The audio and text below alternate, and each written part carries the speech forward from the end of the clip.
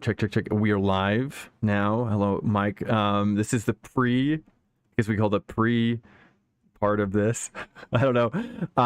We're gonna run the intro music here for anybody who's coming in from the VODs. Oh, yes, I need to address the VOD people first. VOD people, we're recording a podcast today. This is called the Gentleman Driver Podcast. You're gonna hear all my whole spiel, the song, and everything. We're going to do a couple seconds of silence before I roll the song. Just we're going pro here, okay? So if you're watching from the VODs, don't skip. Just play this bad boy all the way through, okay? And again, like, subscribe, comment, do all the things that you know helps me. And then I want you to help Mike when we're done. Okay, cool. All right, so a couple seconds of silence, and we're gonna rock right into this bad boy. I'm gonna make mistakes, so just hang with us, okay? Actually, I wonder if I should have chat open. Oh wait, you know what? Okay, we're live. I got a live situation here up there. Let me open up so I don't have to do this while I'm live. Okay, sweet. I got that. So I'll just look at chat. If anybody chats in, I probably just ignore them. Actually, I'm just gonna ignore chat. Sorry, chat. Okay. And silence.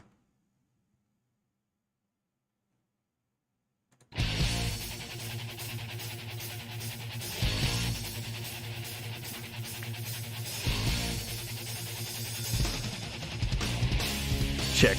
No, I shouldn't say that. Welcome to the Gentleman Driver Podcast, where we explore the world of sim racing news, top teams, team management, international leagues, and the world's best drivers. I'm your host, Drew Swank, aka twitch.tv/Dr. Swank. That's DRSWANK, where we are recording live right now. There you'll find links to the fastest growing Discord in iRacing, my personal one, with the goal of bringing motorsports gentleman driver culture right in to sim racing. Today's podcast, we're talking about the new road cars and road tracks just added to this new season in iRacing, Porsche's partnership with Coanda Simport Team, also Rennesport, the upcoming new sim racing software that everyone's talking about, and our impressions so far. And shout out to my friends at VCO Esports for sending me a sweet copy of their new magazine, Send It. And you can find that on Google. Again, VCO Esports. That and a whole lot more coming right up. But first, let me introduce my esteemed guest joining me today, the owner of the team, and the one I've been recently so honored to join and be with, the community that he has built, Mike Teichmann of Team Geekz Energy Sim Racing, formerly TR Motorsports. Hello, Mike. Hello. Hey. I'm very excited to be here with you. I'm going to mix you up a little bit. Dude, if you like this show and want to support us and help others find it and help us grow and become more professional, we're on Apple, Spotify, Google, Pandora, TuneIn, Stitcher, and literally all podcast apps in existence. You should subscribe everywhere, rate 5 stars, and leave awesome reviews. For me, it builds the algorithm and helps other like-minded people like you find the show. We're also live on YouTube, Facebook, LinkedIn, Twitter, Trovo, whatever. If you're on one of those platforms, we got you covered. Like, reshare, comment. I think I already said that. Leave emojis. It helps the podcast immensely. You can also become a patron to help the show grow at patreon.com/the Gentleman Driver Podcast. That's all one word. Okay, let's get into it. Wow, that was actually perfect. That's yes. Okay, let's get into it. But before we get to the news, I want to hear from you, Mike, directly about what's going on with you, your life, real racing. You were just at Nürburgring. You're doing big things from America. Just want to say this really, as an American who, like, this is all, we don't really have much racing below like the bigs. We're not watching these kind of things in America, right? So when I'm seeing you guys going to like the Nordschleife, right, Nürburgring, I'm like, what's happening? Tell me, Mike. Yeah, as well with you on that. Yeah, this year has been crazy. Got the chance to be at 3 racetracks already this year, and there's at least 8 more coming up this year. Wow. Yeah, I'm And who are you going with? Hussein. I'm working in a company here in Munich called ISX Group, and Say they that have again. Inix. ISX. ISX. How do you spell that? Just as the two letters, the letter S and the letter X. Oh, SX. Okay, got it. Okay. And so what are you doing for them? Yeah, so it's a marketing company based here in Munich, and they do a lot of stuff in motorsports. I'm doing a lot of esports related stuff with them, and we work with some of our partners like the DTM and the ADAC here in Germany, which are the two biggest motorsports organizations here. Yeah.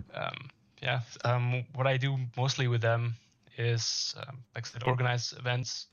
I'm involved with the esports side of things. I help organize the actual live streaming of the esports races, and many more things. But that's mostly what I do there. And how did you get into this situation? Well, it all started back in 2020 when the pandemic started. Mm-hmm. I was about to renew my working visa in the States, and Mr. ex-president decided to kick us a lot of people, and so I decided to come back to Germany, and I actually landed the job at Fanatec first, and then I got the opportunity to be here at the Six Group and just enjoying the ride while it lasts. Dude, awesome. Well, I think we'll just jump right into it here. Obviously, I have I think as my multiple personality disorder has you on multiple times on this podcast, I will learn more about you as we go, I'm sure. And so I don't know how long how long do you have, by the way, with me today? I have time. You have time? Okay, sweet. We'll just feel it out. Okay, so the new road cars and tracks. What have you tried so far with the new stuff in iRacing? They added. I'll just go over really quickly. The Radical SR10 and the new Mercedes AMG 2020 edition. I guess that's how I would describe it. And the new track Mount Fuji and Sandown. It's more of a smaller kind of a club track. I actually haven't tried. Have you tried Sandown? I haven't tried it yet. No, I have not. You haven't? Okay. It's on my bucket list, at least for this week. For real? Oh, got it. Yeah. What have you tried so far? Yesterday I had a small test with the guys from the team, and today as well trying the Mercedes, both the GT3 and the GT4. Mm-hmm. Have you noticed a difference from the old Merc? And I haven't really driven much of the old Merc. Did you? Can you tell the difference? I did actually. Compared to other cars, actually the Mercedes is a little bit slow on the corners. The old one. I think the old one. The old one. Okay. The new one has a tiny bit improved, but it's still very slow on coming into the corners. Okay. So, but you know what? I'm pretty sure that guys that are more professional spend more time just gonna adjust really quick. Unlock some stuff.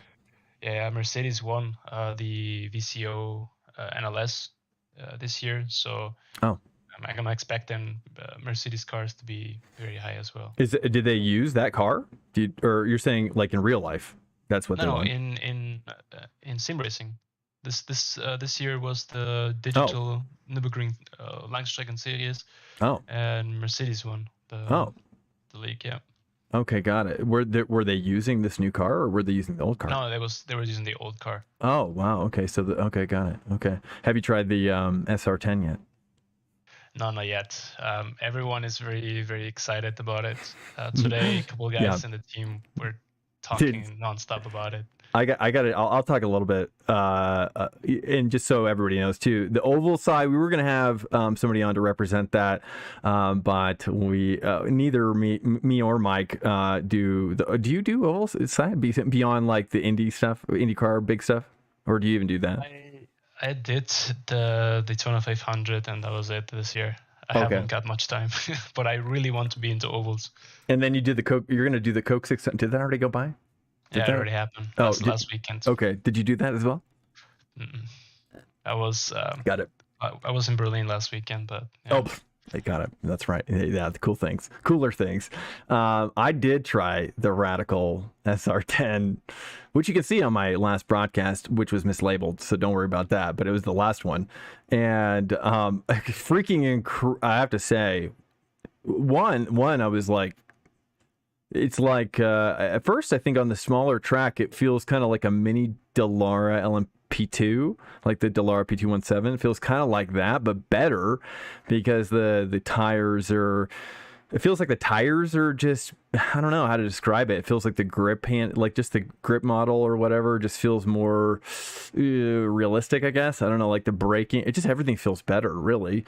I also like it a lot better than the LMP2 car, because like the power delivery at the low end is it's like more consistent. So as you like engage from the low RPMs to the high RPMs, it just feels like the power delivery. I think that's because it's I know the LMP2 car is also turbo, but this is also turbo, but you can like make more adjustments as well to like how the turbo is engaging. And then Mount Fuji, another thing I was surprised about running Fuji, because we did it last night with I don't even know how to say his stream name, but it's like Corkatized, I think, or something like that. Corkatized, big streamer. And we did with SR10, the LMP2, and then the actually the new Mercedes as well. And it's actually crazy to see how on that track have you opened that track yet, by the way? Have you seen it? I love Mount Dude, Fuji. It's insane. Have you seen it before, like in another game? I haven't seen it before. This is the first time I've ever seen it. It's such an amazing track. I did race it back in Air Factor 2, and I think it was on Assetto Corsa, also a moddable version of the track. Yeah, it's just one of my favorite tracks. Honestly, it's really fast, and racing is very, very excited over there. Well, I don't know if they added this or not. I don't know if you've been able to tell, but me and a couple people in my stream last night were noticing that the clouds look like they're the new clouds. Did you notice that? Yep. So do you know for sure if they're the new clouds? We were speculating. Yeah, they think they're gonna come up with a new whole brand new system with the clouds and weather-ish. Yeah. I hope that. Well, I just it feels like they just kind of like they didn't announce that they were going to add the new clouds, because I noticed, at least on the SR10, which was running on, was it Alton Park on the fun? It was like the fun race last night. It was like I think it was Alton, something like that. It was like it was like one of the smaller tracks, and immediately I was just like, whoa, these clouds look like they're more like Halo Infinite clouds or something. And then I just noticed as you're going through the track, like first of all, the clouds are moving much quicker, I noticed. And then like as the clouds are kind of going over, like you could just like see it's just much more variation, dynamic lighting that's happening on the track, and like much more intense too. As you're even on a small track like Alton, I was like shocked, whereas like one side's shaded and then the other side is like totally lit. I mean, it was freaking awesome. But what I saw on Mount Fuji, I have to say, kind of blew my mind, because it felt like when you load that track, you'll probably see it looks like a totally different game. Like it's just like feels like thousands of miles of view of the distance. All of it is like rendered beautifully. Like the track was like dark for whatever reason, because I think the sun, I don't know where the sun was, but it was like the track was dark, but like the mountains were lit in the background, and it was just like it was insane. Like anyways, if you load, I couldn't believe it. Like, anyways, but then on that track, like the Mercedes AMG 2020, I don't know if this is just a GT3 versus SR10 thing or a Mercedes SR10 thing, but on that track, it was like the AMGs were like really keeping up, like especially through the S's with the SR10, which is like shocking coming from Alton Park, where I thought, man, this SR10 feels like a rocket ship in comparison to like the Dallara, which on smaller tracks the Dallara just feels like it gets bogged down.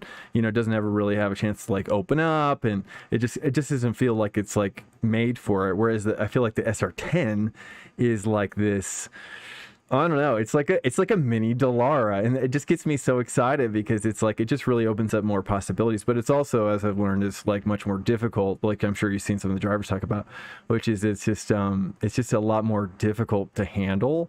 It's probably because it's lighter and blah blah blah.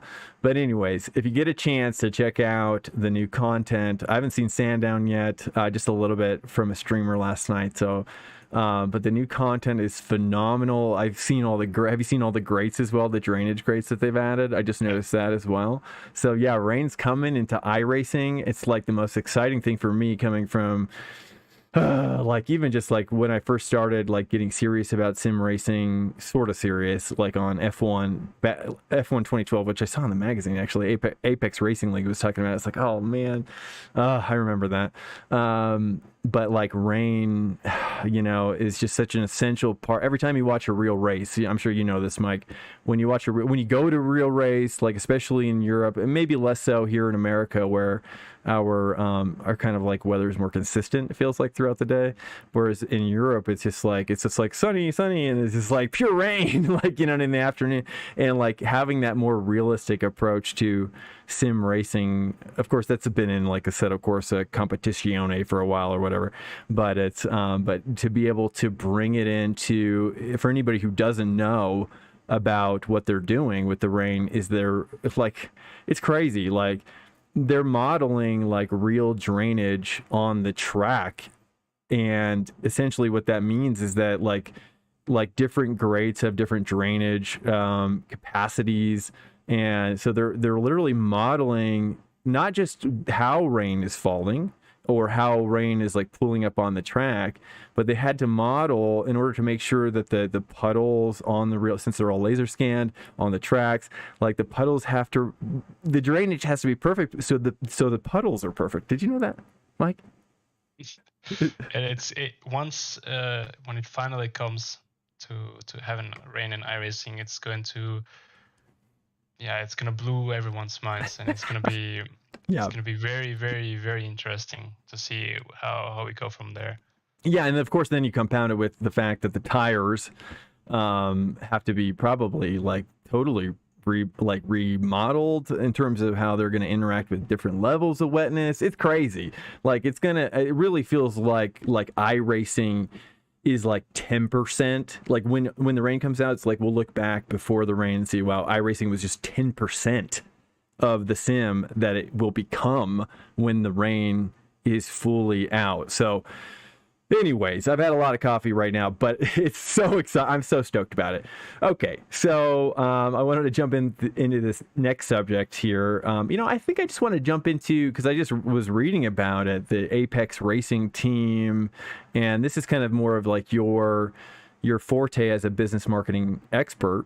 Let's say, especially in sim racing, which is kind of what Apex Racing Team was talking about in the Send It magazine as it relates to some of the things that a team, like some of the early lessons that they had to learn in order to scale their team, right? Because like, sponsors just aren't enough as as you're kind of traversing through building this team up from scratch, coming from a bigger team, which I'd love to hear you talk about, or a different organization, and what you learned from that process of going from another team and then starting your own.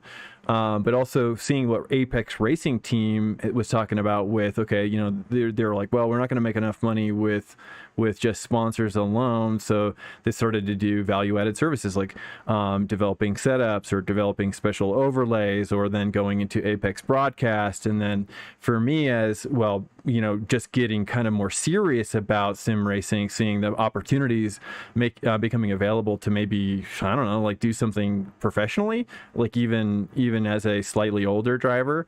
I'm not 16, I'm sure you can tell. I'm not going to hide that. And then, but like with VCO Esports becoming a big name in the industry, and seeing how they're evolving, kind of, I think what Apex Racing Team is talking about with developing a new series, which I'd love to hear you, VCO Infinity, which is probably the best thing that I think has ever happened to racing in a long time, honestly, and Send It magazine. So what are your thoughts on all that, Mike? I mean, the I've been in the sport for almost 10 years. Well, you can say for almost 10 years now, and just seeing develop. I mean, I started racing when I was in Mexico and in the States, and back then Europe was still considered a very big gap, because only you battling against the time zones, because you're 7, 8 hours behind everyone. So racing, it can be a little bit difficult. And yeah, I've yeah, been experiencing that as an American. Actually, I'm like finding it difficult to kind of squeeze a lot of these more higher level races into my life. So I have to be really choosy about what I'm going after. yeah, and when you're a student, it's can be very easy, because most of these races are around 15, 16, so around 3 or 4 p.m. And by that time you're already home after school. And once you're a responsible adult and start working, it's very difficult to find the time to do these races, and then you just need to compete on the American side. Do you feel pressure, just as an aside, do you feel pressure to offer like packages to your top level drivers, or like I don't know what you can talk about as it relates to that, because you have a lot of drivers on your team, so I don't want to, but it feels like the trust is pretty well built on your team as well. But I'm just curious to know kind of what that's like. Well, for me, the very first thing that I talk to the guys when it comes to deciding where we're gonna race is, hey, what are the 2 or 3 platforms where you're more active, and let's find a championship where not only you can compromise to be there, but where we as a team can help. Or if we are more drivers who are potentially going to race there, you can have the chance to not only be successful, but have time to develop a setup, because in sim racing it's also very huge. And The setup. Yeah, having a good setup for the cars. So and how are you guys going to be going after that? Because in our pre-interview conversation we were talking a little bit about how setup development is becoming kind of even like a larger part than, say, like I guess maybe even just practicing. I guess like they're spending like tons of hours just to get the setup in a place where they can even be competitive. How does that work from, like, I'd imagine that's pretty difficult for a smaller team to compete with these larger teams that are bringing in, like you were saying, like top level engineers. Is that right? Yeah. No, I mean, I know some other teams, like I was telling you the other day, that have actually race engineers who are helping them development, or they have a group of 20 guys just doing laps all together and trying to find things here and there in the setup.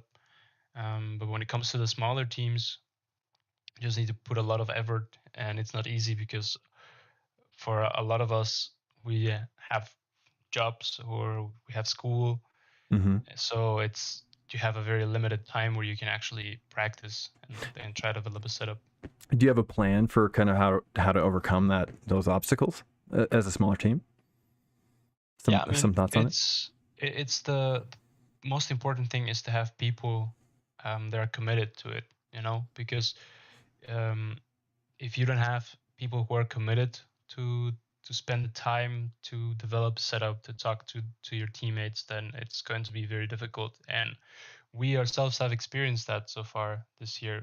Have a spine on my back for years now with one particular series, where that's where we always get stuck. We always don't have enough people, or we don't have enough time to develop the setups in that series. Do you have some thoughts of like how to some things you're going to do differently moving forward regarding that? Yeah, I'm sorry putting you on the spot about that. No worries, all good. No, I honestly think the best thing is to back out of that series. Just leave it for a year, and first establish a group of people who wants to race there. Because the biggest mistake I did was going for too much when there was not so many people who were committed to it. I see. Okay. Interesting. Well, is there anything like in terms of like the marketing and the business side? Kind of that's how we started the conversation around the subject, which is like how do you see, you know, like are you taking notes from these other teams or the teams that you've been on? Like, what are some of the ideas of innovation that you want to kind of proceed with? As you grow this team, and ultimately where do you want to grow this team? Where do you mentioned the 3-5-10, you know, the like I don't hear me. It's so funny growing up, like I would say that to like my friends in America, and they're like who are you, you know, like there's not a lot of people that think like that. So when you said that, I was like, it's like you're like my brother. So yeah, where are you at with that, man? Yeah, for me, it's developing. You know, the biggest goal that I have right now with the team in like this 3-5-10 plan is first to have a set of guys that we have right now on the team and just focus on them first, have a very solid foundation, and then slowly start looking for new drivers who we can potentially help develop and slowly growing the team where you know you can be in more areas. You see big teams like Williams, Team Redline, um, that have too many drivers everywhere, um, but they have Too many spent the drivers time. everywhere. What do you mean by Yeah, that? I don't know. Let's say I know that, for example, Williams Esports has teams all across all platforms, and even in places where you don't even know they're Oh, there. you're saying like not like global like geolocation, but you're talking about like PlayStation, Xbox, PC, all different kinds of software. So they're like multi-pronging it. Is that what you're referring to? Yeah, Okay. I mean, at the end, it's the same software. Speaking about F1, ACC, and yeah, those two Mm-hmm. that you can play in a PC, Mm-hmm. Xbox, and PlayStation, but you still have people um, who are spreading across those platforms. Yeah, PC is still the most popular, but slowly Xbox and PlayStation are also getting their place in there. Okay. And then in terms of kind of like the 3-5-10, I think I took you off that subject a little bit, which is like the innovation of how you're wanting to grow the team and like what do you like? I don't know, just like I'm a big fan of like technology and innovation, so I'm always kind of curious, like you know, bright minds such as yourself that like you're still very much you're very young, and you've got big ideas. So how do you see the industry evolving, and then how do you see yourself innovating within that evolution? Well, I definitely see the sim racing overcoming or overstepping real motorsports at some point. You see it now, the big issue that we have with oil prices. Um, um, Fair the enough. Yeah. yeah, Fair that's enough. one big reason at the moment. But you know, um, th- all these series are getting more involved into sim racing. That they're slowly starting to see this trend, where at least here in Europe, or better say when iRacing started became very popular, they had this partnership with NASCAR and the Skip Barber series and the Mm-hmm. Jetta TD Cup. I don't know if you remember. Mm-hmm. I'm talking I about do see a little bit. 2010. Yeah. Back then, it was the Jetta TD Cup was, Hmm. or the principle behind it is they do the championship on on iRacing and the real track. So you needed to be good on iRacing to be considerable to race the real series, and that's how all the participants got in there. Then I think one of the very first winners of the NASCAR, the Coca-Cola NASCAR series, got invited and got a test with the Formula skippers, and that slowly started build this trend of having professional sim racers going into motorsport. And Hmm. you see nowadays you have a handful of big esports drivers doing actual motorsport, which I think it's going to at some point it's going to be too many esportlers that are doing real motorsports and very few real motorsport drivers focusing on it.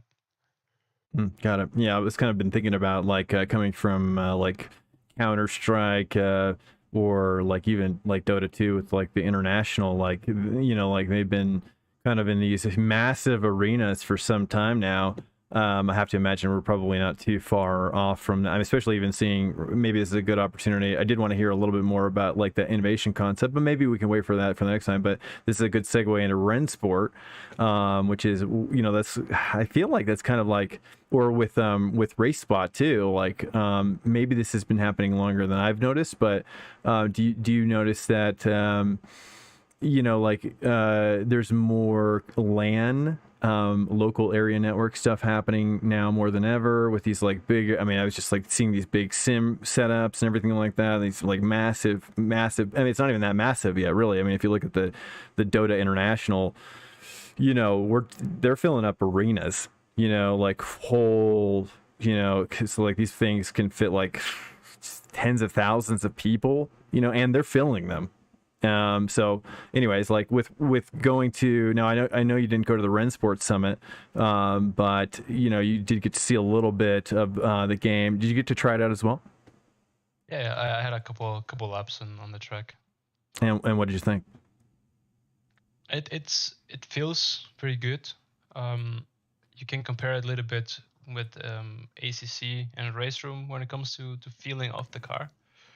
Okay. The one thing that I did like a lot was when you go over the curbs, it feels more realistic.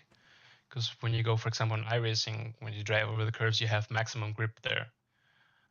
What I notice in Rennsport, as soon as you touch the curbs, you don't have too much grip like in real life. So it kind of simulates that a little bit and makes it more realistic. Now, when you're talking about like, I've been thinking about that because I'm like, I drove last night in the SR10, and certainly when you like, if you when you say the curb thing, are you talking about because like, I noticed a little bit of that with the SR10 on say like an outside curb. Is that what you're talking more on the outside curb entry, like like at the turn in? Okay, because I was like, because certainly you're probably not talking about like the inside, the apexal curbs. I don't know if that's how you say it. The curbs at the apex, right? Is that what you're talking about? Yeah, but you can still feel the difference. Taking the Hockenheim racetrack, for example, the very first corner, that right-hander, when you have the sausage curb, and then on the outside you have this massive curb that goes. But right before you turn in, there's a tiny area on the curb on the outside. For example, if you touch that in real life, the car gets a little bit stuck, and you drive a little bit forward, and then you need to wrestle the car to go into to the right. I see. And Rennsport was kind of similar, but if you try on ACC or on iRacing, you can be as much as you want on those curbs, and the car feels like it has maximum grip. Okay, got it. Interesting. Okay. Yeah, I mean, I did notice that. I feel like, I don't know if that was just a coincidence or whatever, but I think that having you tell me that, and then I went into the SR10 on Alton, I did notice an aspect of that. So it makes me wonder if I'm sure iRacing is taking note, right, of like both the feedback from Rennsport and seeing how people are interacting with it and saying, okay, like this is the next big thing in sim racing. Do you think that based on what you've seen or what you've heard from the CEO? I want to try to get the the CEO on this podcast eventually. I almost got somebody. They're responding to me on Twitter, just not via email. No, I honestly, for me, it's still early. The game should come out at the end of 2023, so it's still very early days in my eyes. The hype can be there, of course. It's a brand new game. All the features that they had been advertising sounds very excited. It's more community based. What are some of the features that you that stand out, I guess, like coming from R Factor or ACC and iRacing, like that? I mean, what do you see that they're doing that's more innovating, or is it just kind of more the same? Well, the two things that, in my eyes and in the eyes of everyone in the community or people who do professional leagues, is the broadcasting tools, for example. What Rennsport has been saying is that they're going to have a more customized and more accessible for people to do live streams, for example. And when you talk about Air Factor 2, iRacing, and ACC, and even Race Room, it lacks a little bit. On Race Room, for example, you're limited to what the game is showing you. On Air Factor 2, you only have the fix overlay that they have. You can edit it a little bit. On iRacing, you have the couple of services that help you make an overlay tool. So if Rennesport actually has one that's customizable and more easy to work with, then that's going to be a huge step forward. Did you notice like, I guess being that it's on Unreal 5, I believe, or is that just the rumor? Do you know anything about like the engine and like your interpretation of just how it ran? I know that like even just iRacing, I don't know if you looked at the resources while it was running, or they probably didn't let you do that. But it just is like, you know, with iRacing kind of being an older engine, what just stood out to you visually with the game or performance wise? Well, definitely, it's a huge step graphic wise. I was saying as a joke to one of my colleagues, it looks a little bit more like those mods from GTA where you have the ultra max settings and it looks super realistic. Really? It kind of look a little bit like that. Wow. Because that's not coming through. I don't feel like that really comes through, at least in the videos that they put out. It's kind of hard to tell, because at least like, you know, it's like ACC looks really good until you open it on your computer. And it's like, what is happening here? It just doesn't, you know what I mean? It's like, it looks kind of better than iRacing, but then you go back to iRacing and be like, oh, kind of like this better. I don't know. You know what I'm talking about? Yeah, no. So then how does it compare in that regard? It's difficult to judge, because again, Rennesport is still it's a beta.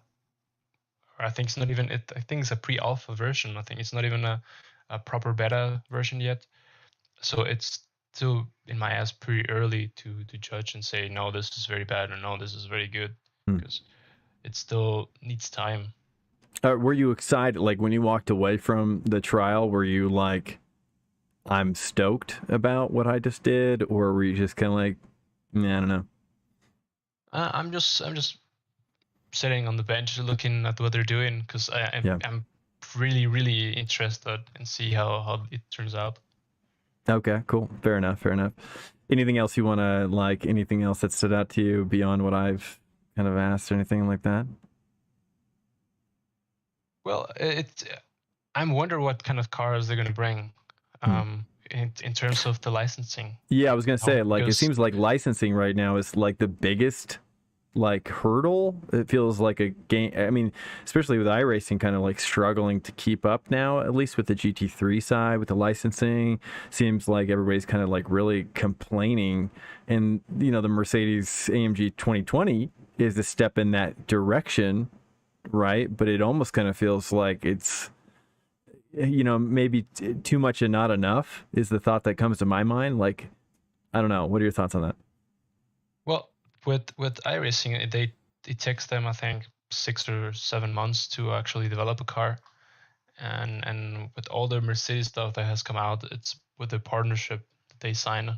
So I think it's slowly getting there. And of course, when it comes to GT3s and GT4s, ACC still has the upper hand, because they have all cars properly licensed. I think iRacing slowly going towards that. But when it comes to Rennesport, the thing again is, since they're targeting more towards community base, and they're saying it's going to be moddable and everything, I'm wondering how they're going to do with the terms of licensing. Because, for example, on Air Factor 2, you have this Formula Pro car that it not only has this proper series, but another platform that uses the same car. It's called Formula Simracing. It's a very popular league as well, and Air Factor 2. They use the same car, and they're sponsored by Air Factor 2 and Studio 396. But yet they mod the car a little bit too. So I don't know if it's going to be a mod that I see. So team you're that saying that in R Factor 2, like the is it the league, or is it you're saying the developer is like further adjusting for the league? Is that what you're saying? yeah, it's the league that's adjusting more towards league, I but see. still So being it's not like properly necessarily like licensed. full like total conversion mods or anything. It's more No, of no. like they're able to adjust some of the models, the physics models, to their liking. Yeah. Wow, So interesting. that's where I'm interested about if taking the two cars that they have right now, the Porsche and the BMW, that you can mod it somehow and still be within those legal barriers of being still licensed, or if we going to have, I don't know, a Lamborghini, even though it's not licensed in the game, if you can mod a Lamborghini in and still be. Okay, oh yeah. To what extent you're saying are they going to allow the modding? Interesting. Wow, interesting. Do you know if iRacing is taking? I mean, it seems like their system is so closed that they would never allow such a thing. Is that right? Now, iRacing, the only thing you can adjust in iRacing is deliveries, and that's it. Yeah. Okay. Yeah, that's what I was thinking too. It's like I wonder if the pressure though that at least Rennesport is. Well, I mean, they have to. I mean, they've got to come out. They got to prove themselves. They got to find a market. They've got to, I mean, like you're saying yesterday was that like they still have like a year and a half probably to release, and they're showing it really early. Will they come? So. Anyways, any more thoughts on that before we move on? There's just like said, just waiting, sitting on the bench and see what Rennesport is doing. Because it's if they play the cards right, it should be very, if not the next biggest thing. But we need to wait and see. Well, the next topic I wanted to touch on, which is Coanda Simport and Porsche. This isn't probably a huge topic, but maybe. And if you want to talk about like, for me, when I saw it, I just felt like I was like, wow, the implications of this are huge. What does this mean for the rest of the industry of racing, sim racing? When I saw it, I was really thinking to myself like this kind of feels like the beginning of a land race, if you know what I mean, like. Kind of feeling like, like if I was a manufacturer, I would be taking note. I'd be like, okay, maybe we need to move on a team. And so like a lot of these teams are going to start getting gobbled up by the real manufacturers, so on and so forth. What are your thoughts on that? Oh, definitely. I mean, the whole Coanda and Porsche is huge, and it's a huge step in towards the sim racing. And do you know about Coanda like before this, as well as a team? And like, do you know them personally, or I mean? I don't know them personally. I just know a lot of people there. I'm friends with Dennis User. He's one of the team managers, I think, from Coanda. Okay. But on one side, like I told you yesterday, it was a very bad known secret that Coanda was gonna align with Porsche, because this year in the Porsche Esports Cup there was no Coanda. Coanda pulled out last minute of the championship, and a lot of rumors why would they do that? Because of the pending deal. Why do you think they would do that? Like, do you think it's pressure from Porsche, or why?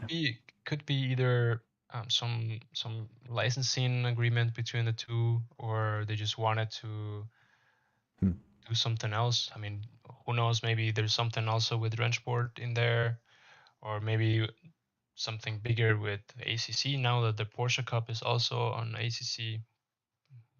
Honestly, it's hard to tell, but it's also very exciting to see now actual manufacturers teaming up with esports teams. Do you feel like it has implications for how would you describe the size of your team? And I don't know if you want to talk about, like, again, I want to hear about that 3, 5, 10-year goal situation. Like, you know what I mean? Like, how does this affect that, or the implications of that, or how does it affect your growth trajectory or strategy thereof? think it doesn't affect us too much because, yeah, of course, teaming up with the manufacturer is huge. It's a huge step, but yet it's still very difficult because you still have a lot of these, let's say, old people, even though it sounds bad, um, that Old people, as in like from the manufacturers or from the manufacturers, Okay, yeah, okay, where they take this esports topic not seriously enough yet, right. especially in big brands. Do you still think that's the case even with this deal? In light of this deal, you think that people are still kind of, you know? Yeah, so manufacturers are outside of Germany, guarantee it is. But you had before Coanda and Porsche and all that, you had teams like Fortzilla. Fortzilla is full branded and full sponsored by Ford. They have the team in the UK and in Latin America. So there has been there, but Ford as a manufacturer in real motorsports, you only see them in the endurance scene and of course in NASCAR. So it's difficult to see there. And when it comes to Porsche, where Porsche is almost everywhere, and now they're going to join Formula One, it's even huge. And when it comes to again to esports and sim racing in Germany, you see the big manufacturers already doing something. You have BMW has full partner with Bührezoot. Bührezoot is the marketing agency from BMW, so they already have their team there. And you have actually BMW manufacturer drivers doing sim racing. So it's slowly becoming a big trend now, and it's interesting because you see Ferrari has also done it, for example. Now Lamborghini just showed up with 3 esports drivers and doing this championship, looking for the next esports driver. So I think slowly you're gonna start seeing a trend with that. Okay, interesting. And I don't know. I do want to hear about your vision for the team, and like, do you? What's your visions of grandeur, and how often are people in your normal life making fun of that vision? It feels like. Or not making fun of, but more just like, are you sure you want to do this, Mike? Or are people like really believe? Yeah. Is it different in Europe?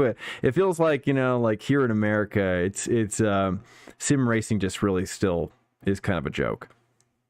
The thing is, or the huge advantage they have in Europe, mostly in Germany, sim racing is considered a sport, a legal sport, and so you have that advantage, to be in the European market. When it comes to the American market or Latin American market, for example, the Latin American market is very, very difficult because 90% of the population there doesn't have a clue what sim racing is. And when you come to these manufacturers and asking about stuff or introducing the topic, they're not interested, or they say, well, it's just video games, it's nothing here.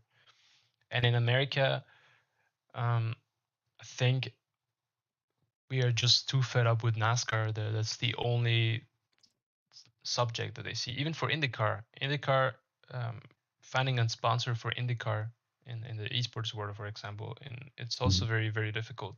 There's 1 or 2 brands that may go with it, especially fresh brands, but it's still a very difficult topic.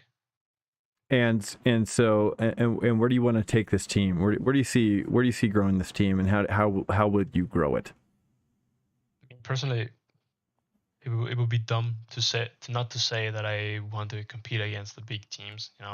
Well, I mean, let's be clear. You already are, right? I mean, VCO. You guys were in VCO Infinity. You could talk about that as well, which we didn't talk about earlier. I mean, how was that, and how do you feel like?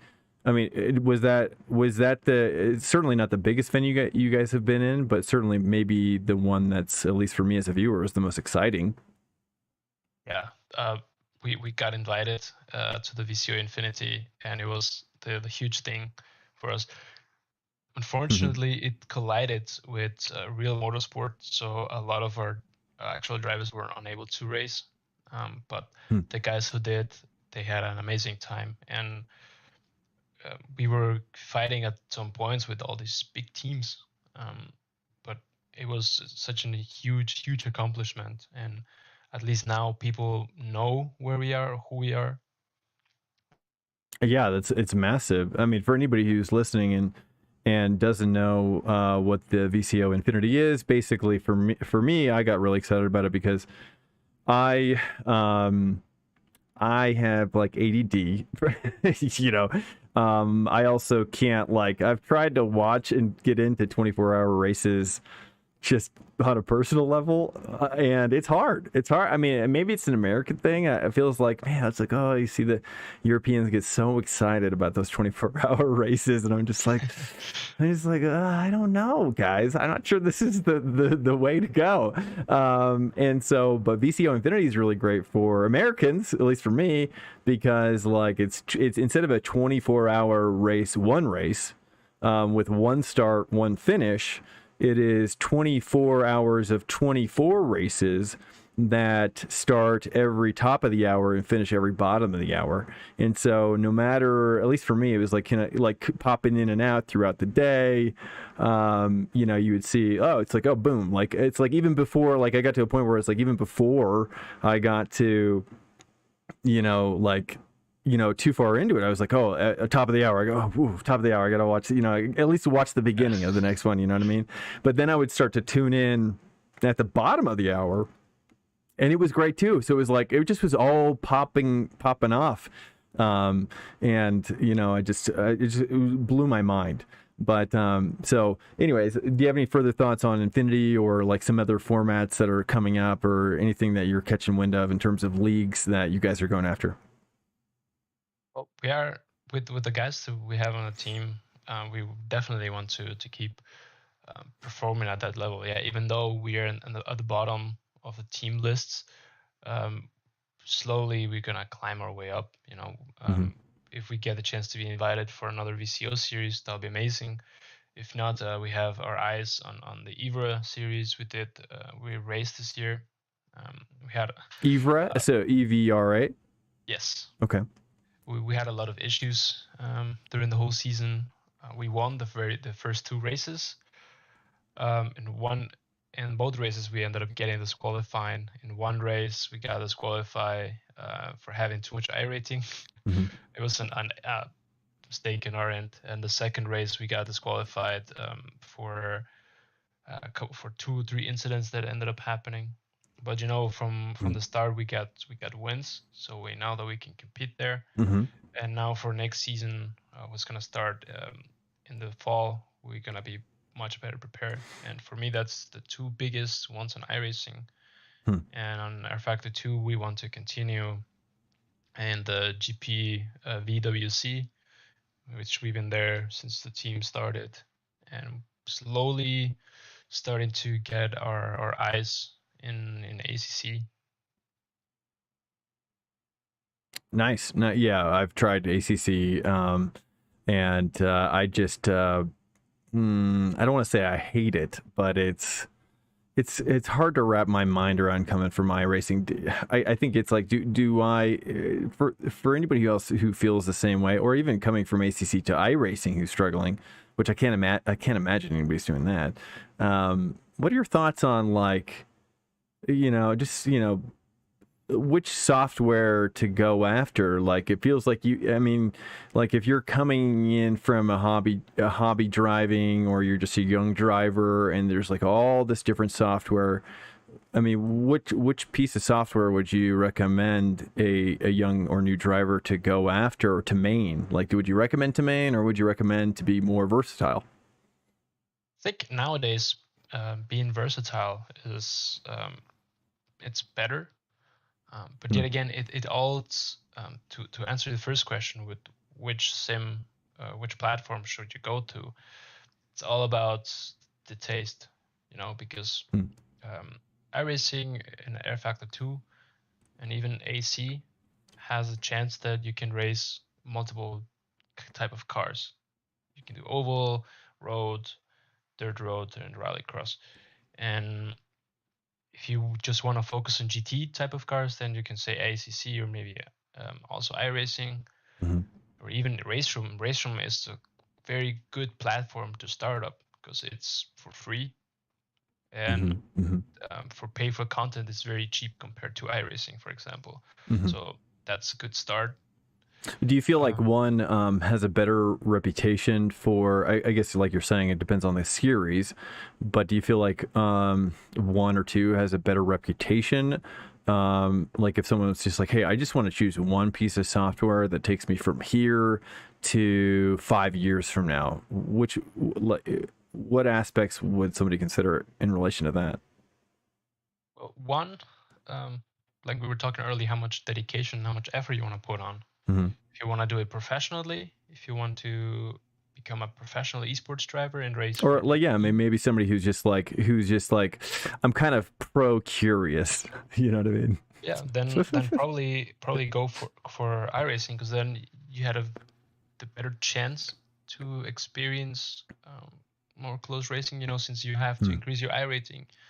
I think once you surpass the 3K iRating, you start having very intense battles and very clean racing, as far as I know. Yeah. If you want to focus on GT3 and you want to have more viewers or more chances, then maybe ACC could be the way, because you have all the SRO championships that are going on. You know, they have the SRO. What does that stand for, by the way? SRO. Good question. Who is? I feel like I keep seeing them. Are they like one? Is that like the tippy top? Is that like the best, one of the best leagues? SRO. Oh, no, SRO is basically the entire organization behind all the esports topics from Assetto Corsa. Okay. Oh, wow. And at the same time, they are the ones who organize the GT World Challenge in real life. Oh, okay. So, they have their esports side of things, where they organize all the championships that you've been seeing. I think it's the Intercontinental Vision something challenge, and where they have the endurance one. Then you have the sprint series for America, Europe, and Asia, and all our prize money to win.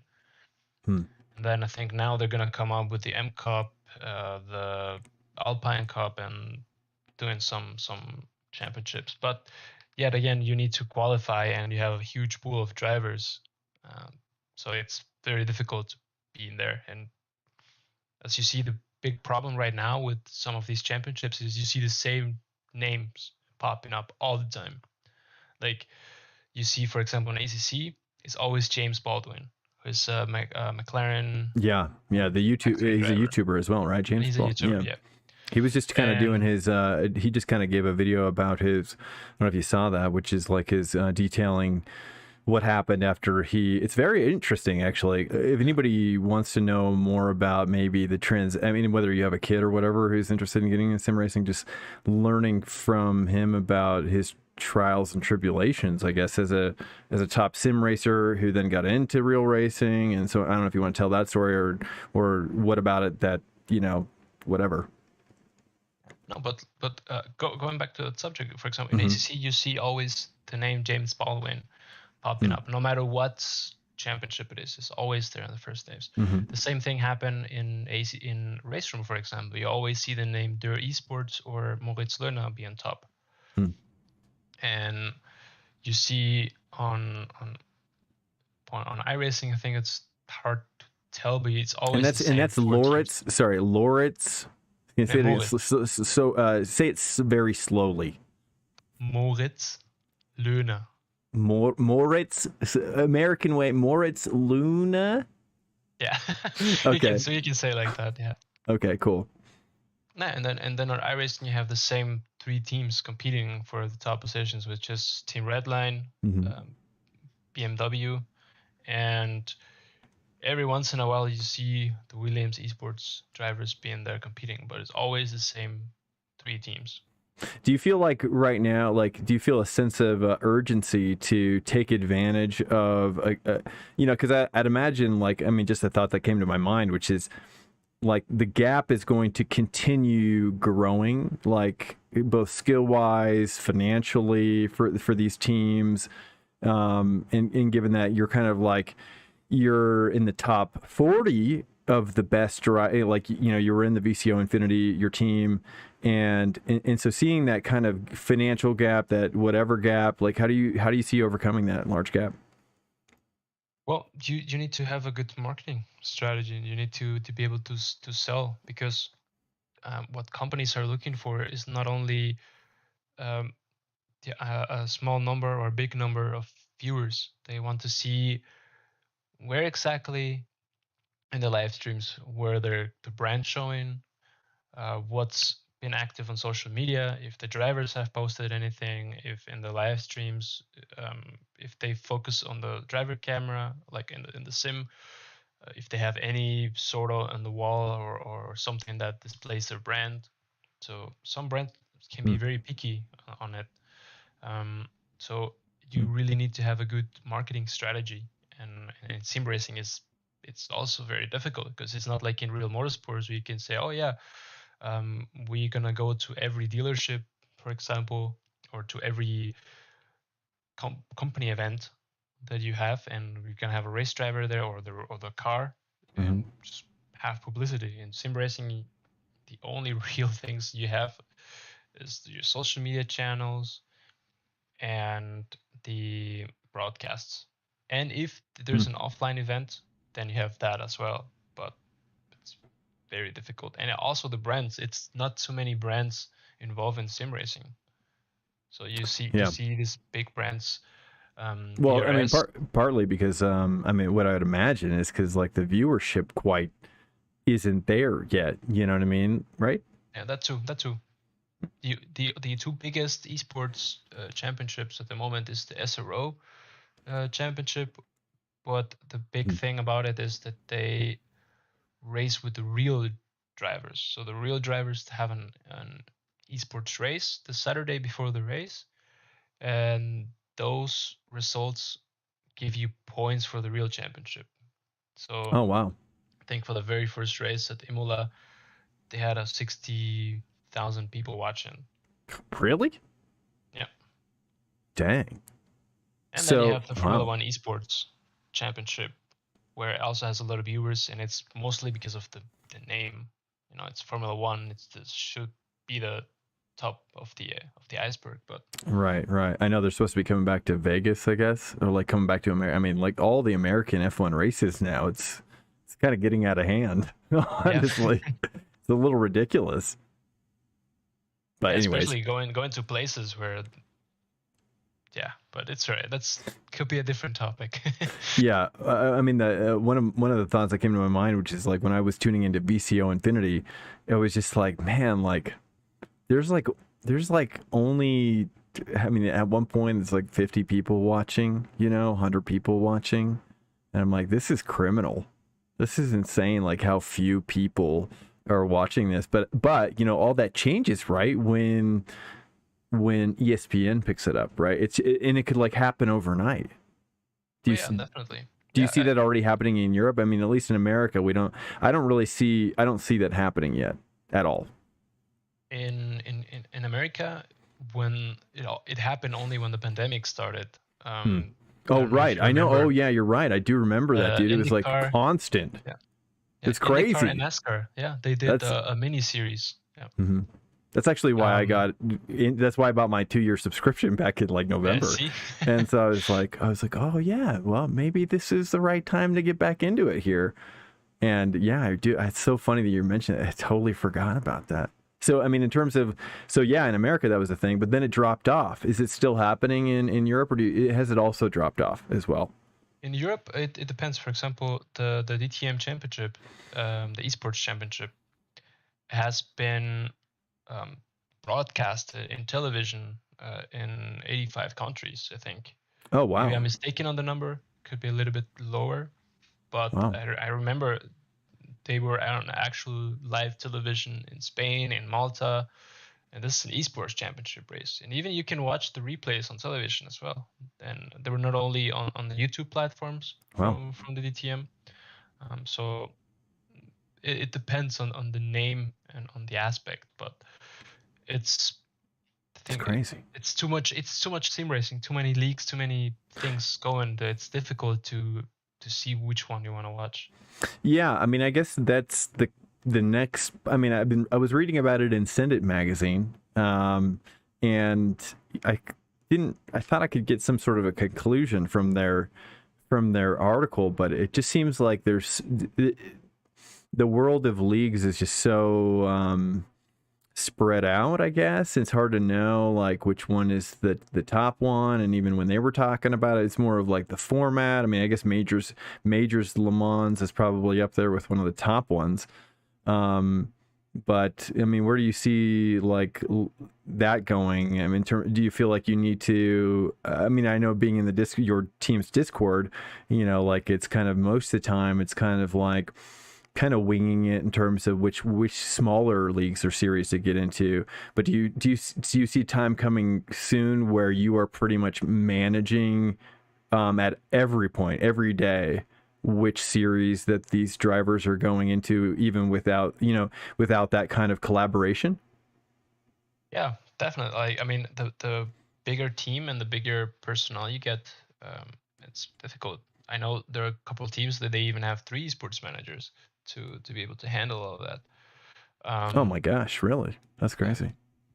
Say going for example with my team, we had a season schedule planned for the beginning of the year. This was before all the championships started. We had 120 races in 12 months, so it's almost 10 races per month, you know, and Oh my goodness. it's a lot. And Yeah, I mean, at what point does fatigue start to play a factor in the results? You know what I mean? Like I'd imagine you can like overdrive, like in terms of just like how many, you know what I mean? Like you have to like pull back in some areas to get better in some areas. I mean, especially when we're talking about setups and engineers and stuff like that. especially if you're doing cross platforms, and if you're doing more, I Hmm. think if you're doing 2 championship, that's enough. But Mm-hmm. we had a couple of drivers who were doing 3 or 4 championships at the same time, and Hmm. yeah, you do notice the drop in performance. Hmm. But me being a driver myself as well, you just want to get out there and drive, and after a couple of races, you notice, okay, maybe I'm not the fastest in this one, Hmm. but I just still want to compete just because it makes fun, and then just don't take that league too much too seriously, and then you Hmm. focus on the ones where you actually think you have a chance, or you've seen the results being there. At what point do you think you're going to start to like just take over in that regard of like managing, how many races these guys are going into, and being more involved with their mental health, physical health? Is that a thing? Yes, definitely. That's something that we're working. We're gonna start working in the summer break. Um, we're gonna have 2. I think it's 1 complete month off of no racing. Well, no league racing, Mm-hmm. and I think that that's a good starting point for us Hmm. to start managing um, where these guys are going to drive, Mm-hmm. and decide, okay, um, you can focus on your 1 or 2 leagues, and if you want to do something else, keep in mind that you are focusing in 2 big championships. So Hmm. it's just a matter of talking directly with the guys and see um, also what's their time, because Mm-hmm. like I mentioned before, a lot of us have jobs, or go to college or school, so it's difficult. It can happen that all of a sudden your parents are moving to a different country or to a different town, and you're gonna be without internet or without your sim for a while. So Yeah, right. everything can happen. Yeah, right. I know these rigs are so massive that it's just like, yeah, you can't take them with you. At least not yet, I guess. I mean, I've been thinking to myself, it's like, do I buy a laptop and a VR situation just for travel to be able to, it's like holidays, you know what I mean? Like it's like some stuff is just outside of your control. It's like, I mean, it's brutal. But I had another question for you too, which is like like that 10 years, where do you see the team in 10 years, and it was actually sports psychology as well. Like, how do you see? Do you see integrating a sports psychologist within your plan as well? Is that something you want to do sooner than later, or is it more something that you let the drivers do individually? I think the bigger you become as a team, the more effort or more focus you need to put on those subjects, you know, because it's not only mental health, you need to have also physical, nutritious, and Nutrition. So you said? nutrition, yeah. Oh, okay, yeah. Because Yeah, how are you handling that? Like, I mean, these. I mean, most of your team is like under 18, right? Like, so. I think, Yeah, I mean, that's not even on their grid, right? Nutrition. Yeah, so, and It's just like whatever mom makes at that point of your life. But you know, even in other teams I've been before, and the other team that I'm helping management, a lot of these guys know and notice, okay, need to balance it out, or some of these guys just go to the gym just to be in shape. So it's slowly getting there, and you noticed how Are much it you affects. focusing, like, when they're going to the gym? Are you giving them like, do you have a regime that they're following, or is it just kind of open ended? I mean, imagine it's like for sim racing, like, as I've watched some like F1 physical, like, I'm a big fitness person, perhaps, so I'm kind of curious. Like, I mean, these guys have like the F1 guys, like, they're just like their necks are bigger than their bodies, it feels like, you know what I mean? So are you kind of like helping curate that a little bit, or what are your feelings on that? No, for everyone is open. You know, there's no specific thing that we as a team or we as the organization tell them to do. It's super appreciated that they have their own regime on their own schedule. You know, you have drivers, and in my team, for example, you have Tim Reiter. He drives in the AD CGT4 series in Germany, so he obviously needs to be in shape to race in a real car. So, and a lot of these guys do karting, so they need to prepare more physically for the karting, and then when it comes to sim racing, it's just more of the mental focus that they need to develop. So, yeah. So it's just kind of open ended. You're saying their fitness, how they're doing it. I see. I mean, just kind of like an aside. I mean, this might be something you don't want to talk about on camera, but like, I'd imagine, like, for me, when I think about it, it's like, I think about putting myself in your shoes, as an owner or manager, leading these younger guys. Like, how do you feel like? I mean, this is kind of almost a personal question for me, which is like the fine line of applying pressure to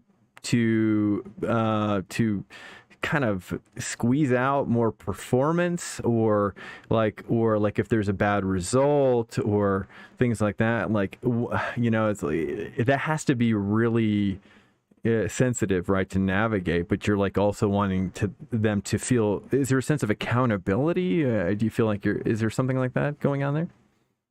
Well, to me, and like I always have handled those situations. I just talk straight to them and tell them what my is honest opinion. Yeah, I was gonna say, what does the conversation look like there? Like, what are you saying? Let's generally speaking, nothing specific. Let's write a scenario to make it easier. Let's say you've been driving in this championship. It's me. Let's talk about me. And of course, we need to talk about theoretically, Drew's driving for you, and then he does something like you're not stoked about. What would that be? Let's say it's half a season. We're midway through the season. You had, let's say, you always qualify in the top 10. But for some reason during the races you had some crashes or just lack of performance. And at the this end, is hypothetical, by the way, everybody. This just hypothetical. Yeah. So yeah, let's say I can see you being a little bit frustrated with the situation. That you're fast, but for some reason you're just in that mental wall. Always some accidents. So I'll just approach to you and say, hey, I know things have been difficult. You have proven that you're fast. Um, you know, there's something that we can do, or if you want, we can practice as a team, or we can find people to practice from other teams, Wow. To see if we can develop more of that race scenario. You seem like a very pragmatic person, you know, so like emotion, you know, you don't really let emotions kind of get involved, right? That's how you see me now, but Yeah. I try myself to hold on to the emotions and just be more focusing on helping others, because I come from sports myself. I play a lot of sports in school. I play basketball. I even play for the Mexican national team. So I know Really? all the Wow. emotions and everything that comes with team sports. So I'm just trying to help these guys, because I've been in the situation myself where you're in this mental wall that you're having issues all the time, um, and it's just passing Wow. through it Wow. So and yeah, overcoming. when you were on that team, were there sports psychologists in the mix for at that level or no? No, not yet. No. Not even at the college level. At the college level, we had only a couple of physical therapy people, Mm-hmm. obviously the coaching and the staff, but there were no psychological staff at all. And I'm talking about NCAA college level. Wow. That's actually surprising, but I guess it makes sense because it's a relatively new thing that's being introduced into sporting. I don't know. Yeah, It seems like it. I don't know. Well, anyways, I think I interrupted. I don't know if you had any more to talk I about know. on that subject. No, but honestly, it's just a matter of, like I said, talking straight and tell him, looking for a solution together. Because Hmm. I know there are team owners or team managers that just come to you and say, "Hey, your performance is not the best. You need to step up, or else we're gonna have to kick you out of the team." Yeah, it's kind of like Or I'd imagine more like fear-based tactics. Is that yeah, something? Is that something you're familiar with like that? Is that something that you're cognitive of, like kind of staying away from in the team? for me, I'm just I try to stay away from it. I just try to What turn drives peace. that? What drives that? Just individual family? Like, is it your like what in your life has kind of pushed you in this direction? Because I'm gonna be real. It seems like it's kind of it's rare. It's rare, right? It feels pretty rare. It feels pretty rare. I honestly don't know how the big teams are handling. I guess maybe similar way or maybe different way. Mm-hmm. But for me, it comes all like I said, from all my knowledge and everything that I've experienced in my personal life, in sports. I did karting in real life as well. I was involved in motorsports from a very early age. I was always involved, well, no, not involved, but I was always behind the scenes in a lot of stuff that was going on. Um, and in motorsport, in sports, Mm-hmm. like I said, I play college. I play basketball college. I even play in the semi-amateur level. I even created my own teams with friends on soccer in the States as well. So I'm very familiar to how to handle people, how to talk to people, and how Wow. to approach. You obviously always, you can have people that they're not gonna agree with you, or they're Mm-hmm. gonna think differently, or stick into their mindset that their way is right. That's Mm-hmm. also completely fair. It's just finding that happy medium where the two parties can work and find a solution. That's for me the biggest thing that needs to happen in a team to even Mm-hmm. work.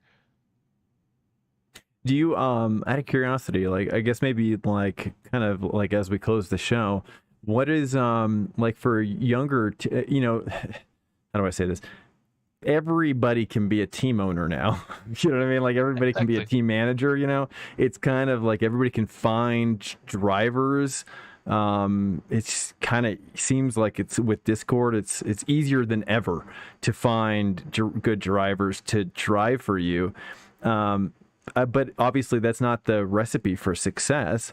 What are some of the best lessons that you could give or that you learned or that you could give to younger people that are kind of starting teams and that they want to be successful, but they, maybe some of the hurdles that you wish you had known, now that you didn't know then? Find one or two individuals at the first that you can trust, and you can start building a foundation, because a lot of what happened with younger teams or people that start a team is just a group of friends, which is very good. But as soon as things start happening in races, or if the three of them are competing for the championship, then all their minds go crazy and start doing crazy stuff on the track or off the track. What do you mean? What do you mean? What's crazy? Oh, you're saying like assaulting each other? Is that what you said? Yeah, I mean, I know. I remember from our early days. Yeah. There were four of us who were leading we were very close in the championship.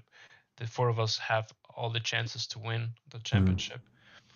And the last two races, some guys starting to do very questionable moves, and it tore the atmosphere of the team down. Or different areas where there's one guy who is favoritized. What was the word? Oh, I think it's wrong in English. It becomes more the favorite of the owner of whoever's leading the team. Oh, I see, like golden child. Yeah. So like you're saying like double standard treatment kind of thing, like there was like that. Got it.